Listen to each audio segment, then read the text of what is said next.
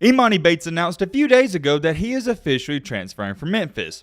I don't want to say I'm shocked by this, I don't think anybody really is, but here's my biggest question. If he's not going to play at Memphis, then where is he? I happened to stumble across a very intriguing stat, and I'm going to show you right here. If you did watch Memphis and Emoni play, early on in the year, you would know that they were struggling a lot. It was pretty bad, but I got to give them credit. Later on in the season, they put it together, and they was looking like a top 25 team. Check this stat out. Before Emoni left the team, not counting all the easy cupcake wins, Memphis was 4-7. However, right after Emoni Bates left, they finished 10-2. I've said this before, and I'm going to say it again. Coincidence? I think not. Am I saying Bates was the only reason Memphis was struggling early on? No, here's what I am saying. I believe it was a combination of two different things. Early on in the season, you're going to struggle when you have young talent and veterans on a team. You got to learn how to play together. Memphis didn't really have an identity early on, and that's why they were losing games. You had a lot of players playing selfish basketball. Reason number two circles back to Emoni. I do think he had a large say into why they were losing games. We could chop this up however you want. The bottom line is, Memphis had a problem early on in the season, and Emoni was a big part of it. When Memphis was struggling, it wasn't just Emoni. All the players, they were relying on their talent. They weren't actually playing real basketball. But then right when Emoni leaves, it's almost like the team had a come to life moment where they're like, dang, we can't just rely on talent, we gotta play as a unit. As the season continued to go on, they got better and better every single game. By the time March Madness hit, I don't think they was just a top 25 team. I think they might have been one of the best 10 teams in the entire country. Emoni did come back in the tournament. He was limited in action and he didn't do all that much, and a main reason for that is because he didn't play that much. I will say this, whenever he did come back, I liked what I saw and you could see the potential. At Memphis, he just didn't have a good year and it didn't feel like a good fit and a good system for him. He finished the year averaging under 10 points per game, 3 rebounds, 1 assist, and shot a terrible 39% from the field. Trust me, I already know, I can see the comments.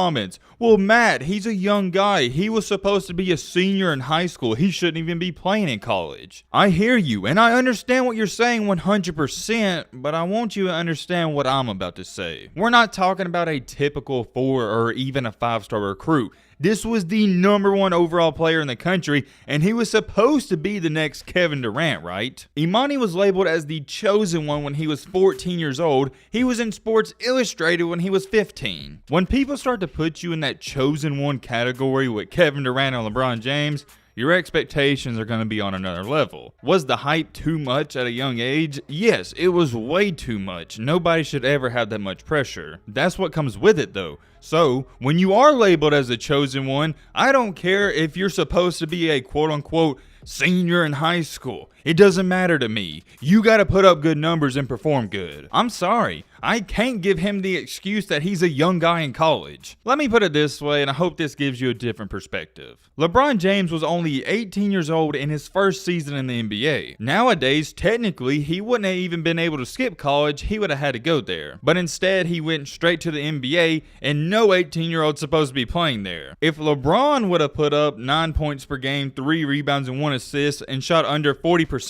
what do you think some of those people would have been saying? I'm telling you right now, they would have been criticizing him a lot harder than what some other people are doing to Emoni. Once again, let me remind you, he's supposed to be the chosen one. Here's the funny thing to me. If he would have had a great year, averaged 20 points per game, 7 rebounds, 7 assists, and shot 50% from the field, everybody would have been saying, oh yeah, he's the next Kevin Durant and blah, blah, blah, blah. But since he had a terrible year, people are trying to say, oh, he's a young guy, you can't be too hard on him. You see what I'm saying? It's almost like people can't pick a side. Are you going to claim him as a chosen one, or are you going to try to baby him and say, oh, he's a young guy? That's my biggest takeaway. Anyways, let me get back on topic with this whole transfer stuff going on, and it's very fascinating. I had a couple of you message me on Instagram and Twitter talking about where's the Emoni vid, because this news broke, what, 2 or 3 days ago? Whenever there's news like this going on, I like to wait about 1 to 2 days so I can gather information. I don't like to be the guy who, when something is just announced, I make a video on it because I literally know about as much as you do. I like to sit back, gather information, and try to hear what's going on and what people are saying. That's exactly what I did in this situation,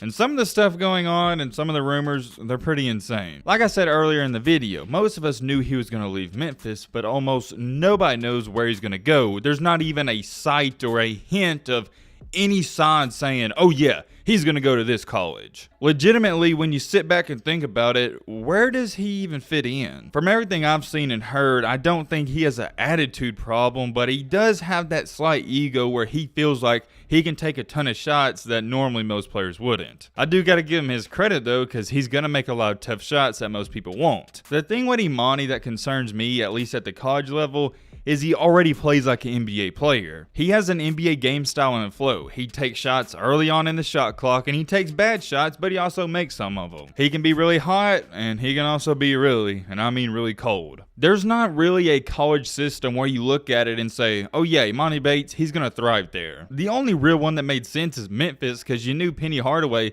he was going to let him do whatever he wants. That's good, don't get me wrong, but when it becomes bad is when Emoni's going 2 for 10 in 5 or 6 straight games. Emoni has that ISO play style, and it looks good when it works, but when it doesn't, it looks terrible. There's 3 schools right now that it appears to seem they have the early lead on landing this kid. Those 3 schools are Oregon, Indiana, and Tennessee. According to the sources, Emoni has an official visit with Indiana on Thursday. The Oregon one is self-explanatory. They have a 5-star recruit coming in known as Dior Johnson, and Emoni and him, they're supposedly close friends. Out of all the teams though, I do gotta say, it looks like Tennessee is the one with the most traction. I don't really understand that one, and here's my biggest dilemma with everything going on. My biggest question about Emoni in general is this: what is he looking for? Is he wanting to go to a program in school that's going to develop him for the NBA? Or is he wanting to go to a school that's going to get him the most NIL money? To be honest, I don't even know if his NIL evaluation is that high with the season he's just coming off of. I'm sure he could still rack up $1 million worth of deals, but compared to NBA money, that's chump change. If you don't know what NIL is, you should. It's name, image, and likeness. I assume he would take the long-term money, which is going to a school with the best NBA player development. Therefore, one of the best schools to go to, in my opinion, is Tennessee. Rick Barnes is a great coach. He's got a great system, and Tennessee's always consistent. Whoa. Hold on. There's a problem. If he does want to go to a school like Tennessee, Indiana, or a school that is very disciplined like that and they play smart basketball, I don't see how that goes hand in hand with his play style. Like I said earlier, he has that NBA play style where he wants to ISO. He could change that, and when he did come back to Memphis later on, it appeared that he changed his play style as well. You also got those crazy Kentucky fans who think they're going to land him, and I'm going to tell you up front, that's not going to happen. Kentucky is the last school on his list. The other 2 schools I've seen in the mix is Louisville and Baylor, and I think both of those would be great. I think Baylor actually might be the best one to go to. He could do a little bit of ISO here and there, the coach wouldn't get too mad, and he could also improve his defense. If he wants to go to a school where the coach is going to let him do whatever he wants, kind of like Penny Hardaway, I think his best bet would be Auburn. You can say what you want about Bruce Pearl and Auburn, but he gets guys to the NBA. Ultimately, when it's all said and done, I don't even think it really matters where he goes. However good Emoni's going to be, it's up to Emoni, nobody else. Let's not kid around with ourselves. He's one of the most talented basketball players, not just in college, but in the entire world. The only knock on his game is he does need to get stronger. He is kind of weak when he's driving to the goal, and I would like to see him drive a little more, but I'm sure he'll work on that. If I had to take a wild guess, I would say that Emoni's either going to end up at Tennessee or Indiana. Remember, he played most of his high school basketball in Michigan, and Indiana's close to that. I do know some people's going to say, what about Michigan State? He was committed there. I just don't see that happening. Last but not least, before we end off this video, we're not going to talk about Emoni, but we're going to talk about one of his former teammates. This might be more interesting than Emoni's situation going on. So one of their point guards, Tyler Harris, was basically forced out of the program. I'll let you read it and hear it for yourself. Here's what he tweeted out. In life, there are several choices and decisions you have to make. This one's not mine, but many doors close for a reason. First NCAA tournament in 8 years, 5th all-time shooter, 1,000 points. I'm all Memphis for life. Thank you, Tiger Nation. I hope I touched every fan in a positive way. If you don't know what that means, basically he's saying that Penny Hardaway and the staff, they told him that if he comes back, he's not going to play much and he might as well leave. If you're wondering, why would they kick him out of the team? He's one of their best players and he scored over 1,000 career points. Memphis is bringing in another #1 point guard, and he's supposed to be taking his spot. So I'm going to go out on a limb here and say that Penny Hardaway and Tyler Harris, they had a meeting and he said, yeah, this guy, he's going to be playing more than you. I feel bad for Tyler Harris. I don't really understand it, and it's a confusing situation. I'm wishing him the best of luck, and I'm also wishing Emoni the best of luck. And that's going to wrap up this video. Let me know your thoughts down below. But what I've been saying,